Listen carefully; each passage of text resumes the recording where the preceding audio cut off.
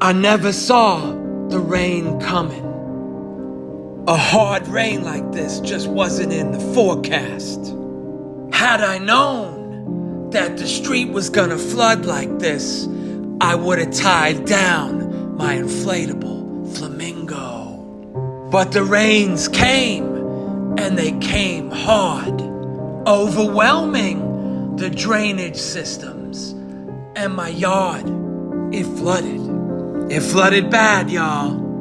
And the waters flowed, cleansing the street, taking with it the dirt and the leaves and the detritus that had built up over this dry summer. And it took my inflatable flamingo and that garbage can right there.